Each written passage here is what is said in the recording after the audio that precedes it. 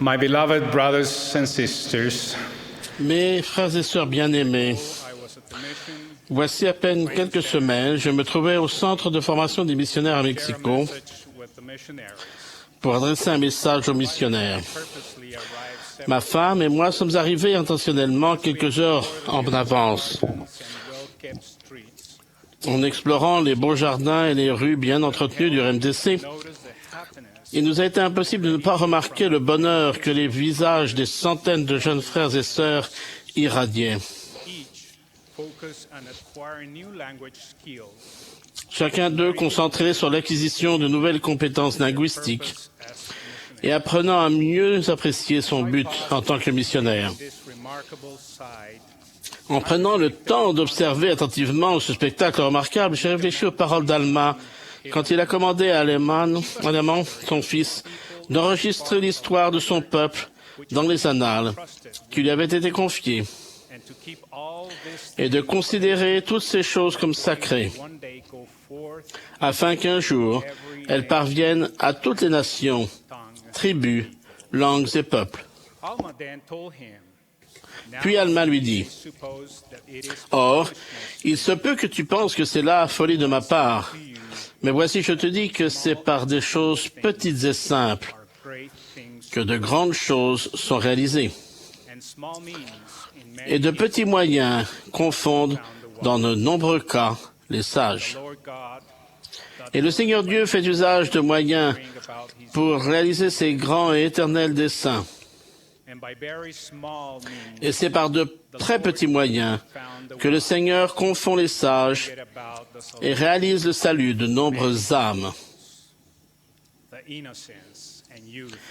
L'innocence et la jeunesse de nos missionnaires sont un bon exemple de la façon dont le Seigneur procède en utilisant les personnes humbles pour inviter les gens à aller en Christ, en les aidant à recevoir l'Évangile rétabli par la foi en Jésus-Christ et en son expiation, par le repentir, par le baptême, par la réception du don du Saint-Esprit et par la persévérance jusqu'à la fin. En tant que membres de l'Église, grâce à nos propres choses petites et simples, nous pouvons en convaincre beaucoup de l'erreur de leur voie et contribuer à les faire parvenir à la connaissance de leur Dieu pour le salut de leur âme.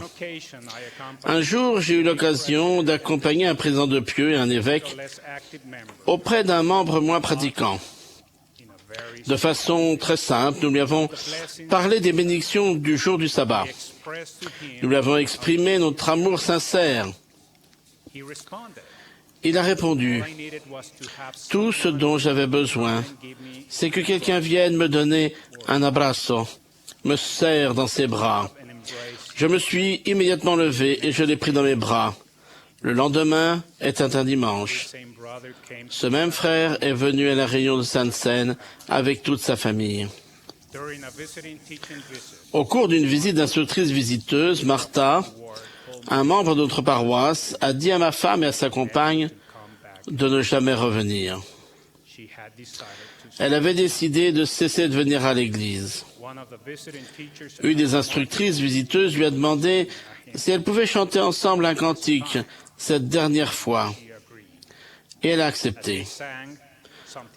Pendant qu'elle chantait, quelque chose de particulier s'est passé. Peu à peu, l'esprit a commencé à emplir la pièce. Chacune d'elles l'a senti. Le cœur de Martha a commencé à s'adoucir. Les larmes aux yeux, elle a exprimé les sentiments de son cœur à ses instructrices visiteuses. C'est à ce moment-là qu'elle s'est rendue compte qu'elle savait que l'Évangile était vrai. Elle a alors remercié ses instructrices visiteuses de leur visite et elle a exprimé son désir qu'elles reviennent. Depuis lors, elle les a reçues avec joie. Martha a commencé à venir à l'église avec sa jeune fille. Pendant des années, elles sont venues régulièrement. Martha ne perdant jamais l'espoir que son mari décide un jour de se joindre à elle. Finalement, le jour est arrivé où le Seigneur a touché son cœur. Il a commencé à venir avec elle, comme cela était le cas de leur autre fille, peu de temps après. Cette famille a commencé à ressentir la joie véritable de recevoir les bénédictions de l'Évangile dans son foyer. Depuis lors, Martha a travaillé fidèlement comme présidente de la secours de notre paroisse et son mari a bien rempli plusieurs appels dans le pieu. Tout cela a commencé par un cantique, une chose petite et simple qui a touché le cœur de Martha. Naaman était le chef de l'armée du roi de Syrie. C'était un homme honorable, un homme d'une grande valeur, mais qui était aussi lépreux. N'ayant pu trouver de remède pour sa lèpre auprès du roi d'Israël, Naaman se rendit chez Élisée, le prophète. Celui-ci lui fit dire par un messager, « Va et lave-toi 7 fois dans le Jourdain. Ta chair redeviendra saine et tu seras pur. » Naaman fut irrité et il s'en alla en disant, « Voici, je me disais, il sortira vers moi. Il se présentera lui-même, il invoquera le nom de l'Éternel, son Dieu, il agitera sa main sur la place et guérira le lépreux. » Mais ses serviteurs s'approchèrent pour lui parler et lui dire, « Mon père, si le prophète t'eût demandé quelque chose de difficile, ne l'aurais-tu pas fait? Combien plus dois-tu faire ce qu'il t'a dit? Lave-toi et tu seras pur. » Il descendit alors et se plongea 7 fois dans le Jourdain, selon la parole de l'homme de Dieu. Et sa chair redevint comme la chair d'un jeune enfant, et il fut pur. Thomas S. Monson, notre prophète, nous a tous invités à aller au secours de nos frères et sœurs. Et il a dit, « Le monde a besoin de votre aide. Il y a des pas à affermir, des mains à saisir, des esprits à encourager, des cœurs à inspirer et des âmes à sauver. Les bénédictions de l'éternité vous attendent. » Fin de citation. Je témoigne que beaucoup de gens qui ont besoin de notre aide sont là et ils nous attendent. Ils sont prêts pour que leurs frères et sœurs vaillants leur tendent la main et viennent à leur secours en employant des moyens petits et simples. J'ai personnellement passé de nombreuses heures à rendre visite à des membres de l'Église moins pratiquants, dont le Seigneur a déjà adouci le cœur, qui sont maintenant prêts à recevoir notre témoignage et nos expressions d'amour sincère. Quand nous leur tendons la main et les invitons, qu'ils reviennent sans hésitation à l'Église. Tendons la main aux autres avec foi et amour. Rappelons-nous la promesse du Seigneur.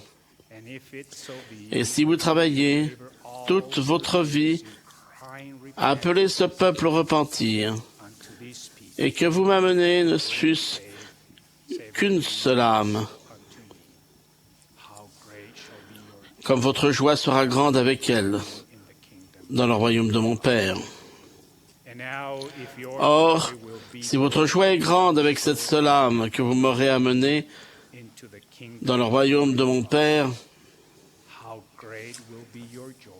comme elle sera grande si vous m'en amenez beaucoup.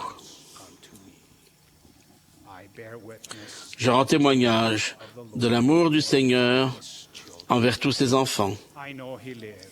Je sais qu'il vit et qu'il est notre Rédempteur. Au nom de Jésus-Christ. Amen.